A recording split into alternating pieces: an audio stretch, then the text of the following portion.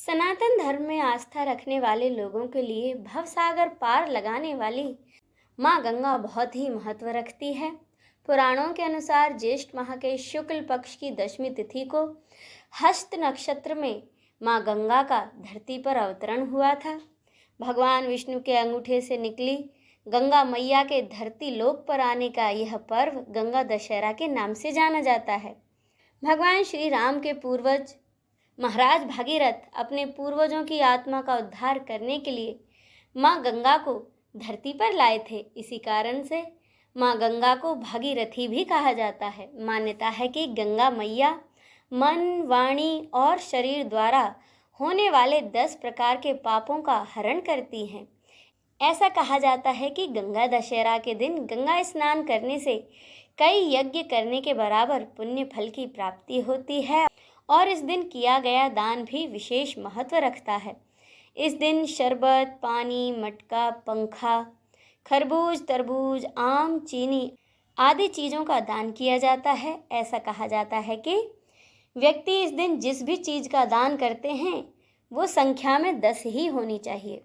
स्कंद पुराण के अनुसार माँ गंगा की महिमा का गुणगान करते हुए भगवान शिव ने श्री विष्णु से कहा था कि हे हरि, ब्राह्मण के श्राप से भारी दुर्गति में पड़े हुए जीवों को गंगा के सिवा दूसरा कौन स्वर्ग लोक में पहुंचा सकता है, क्योंकि माँ गंगा शुद्ध विद्या स्वरूपा इच्छा, ज्ञान एवं क्रिया रूप देहिक, दैविक तथा भौतिक पापों को शमन करने वाली, धर्म, अर्थ, काम एवं मोक्ष चारों पुरुषार्थों को देने वाली शक्ति स्वरूपा हैं। इसीलिए इन आनंदमयी धर्म स्वरूपणी, जगतधात्री, ब्रह्म स्वरूपणी गंगा को मैं अखिल विश्व की रक्षा करने के लिए लीला पूर्वक अपने मस्तक पर धारण करता हूँ। हे विष्णु, जो गंगा जी का सेवन करता है उसने सब तीर्थों में स्नान कर लिया, सब यज्ञों की दीक्षा ले ली और संपूर्ण व्रतों का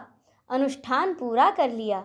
कलयुग में काम, क्रोध, मद, लोभ, मत्सर, ईर्ष्या आदि अनेकों विकारों का समूल नाश करने में गंगा के समान और कोई नहीं है।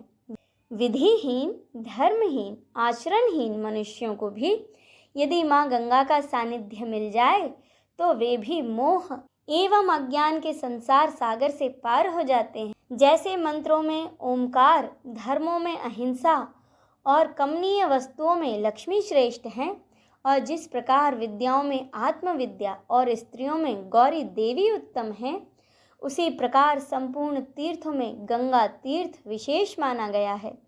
मान्यता है गंगा दशहरा के दिन गंगा नदी में स्नान और दान करने से कई महायज्ञों के पुण्य फल के बराबर प्राप्ति होती है एवं पाप कर्मों का नाश होता है और व्यक्ति को अंत में मोक्ष की प्राप्ति होती है।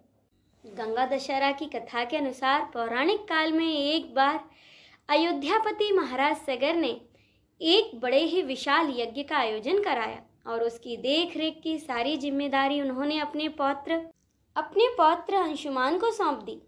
उनके यज्ञ में विघ्न डालते हुए देवराज इंद्र ने राजा सगर के यज्ञ का घोड़ा चुराकर कपिल मुनि के आश्रम में बांध दिया। उस घोड़े की खोज में सगर के पुत्रों ने धरती की खुदाई शुरू कर दी और आखिरकार वे सब कपिल मुनि के आश्रम में जा पहुँचे। जब वहाँ उन्होंने यज्ञ का घोड़ा बंधा हुआ देखा, जब उन सब ने घोड़े को कपिल मुनि के आश्रम में देखा तो उन्हें लगा कि इस ऋषि ने ही हमारे घोड़े को चुराया है। तो तपस्या में बैठे कपिल मुनि को उन्होंने बहुत अपशब्द बोले। उससे क्रोधित होकर जब कपिल मुनि ने अपनी आंखें खोली तो उनकी क्रोधाग्नि में राजा सगर के सभी पुत्र जलकर भस्म हो गए। घोड़े की खोज में जब अंशुमान कपिल मुनि के आश्रम में जा पहुँचे तो गरुड़ ने उन्हें सगर के हजारों पुत्रों को भस्म होने की जानकारी दी।